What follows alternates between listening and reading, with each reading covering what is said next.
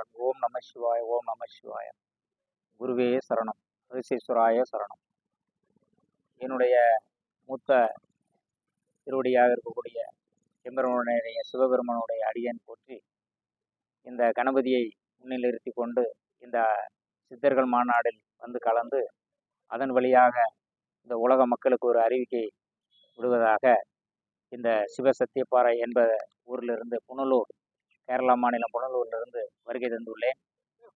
உலக சித்தர்கள் மாநாடு என்பது உலகத்துக்கு ஒரு நன்மையை தருவதாக கலியுகத்தில் எழுந்துரைக்கப்பட்டுள்ள சித்தர்கள் பீடம்.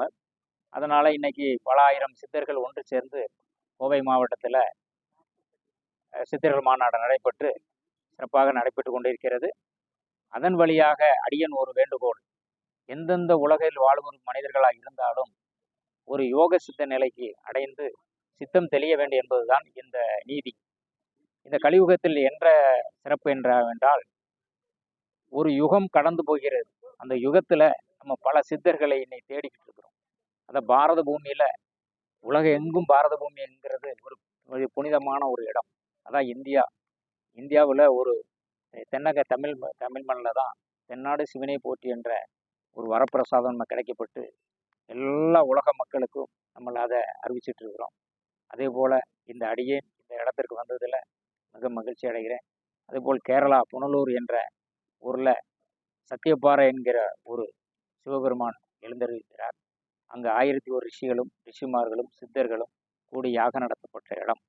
அந்த இடத்தினுடைய தன்மை என்னவென்றால், பரசுராமர் அம்மா தலையை வெட்டிவிட்டு அந்த சாபம் நீங்குவதற்காக வந்த இடம்தான் சத்தியப்பாறைங்கிற இடம். அந்த இடத்திற்கு பேர் 1001 ரிஷிகள் இருந்து தவம் செய்யப்பட்ட இடம். யாகசாலை 6 மாத காலம் நடத்தப்பட்ட இடத்துல அடியன் பூஜை செய்து கொண்டிருக்கிறேன். அந்த பூஜையில் நமக்கு கண்டெடுக்கப்பட்ட சில விஷயங்களை மக்களுக்கு அறிவிப்பதற்கு தான் இருக்கிறேன். அதை 26 பரிபூர்ணமாக அறிந்து கொண்டு உலக மக்களுக்கு அறிவிக்க வேண்டும் என்று உலக சித்தர்கள் எல்லா மாநாட்டிலும் அழைப்புதல் கொடுப்பதற்காக இந்த சித்தர் பீடத்திற்கு வந்திருக்கிறேன். அதில் அடியனுடைய வேண்டுகோள், எல்லா உலக மக்களுக்கும் நீதி பெற வேண்டும், நன்மை பெற வேண்டும், நோயுற்று வாழ வேண்டும் என்பது இந்த அடியனுடைய வேண்டுகோள். ஓம் நம சிவாய, ஓம் நம சிவாய.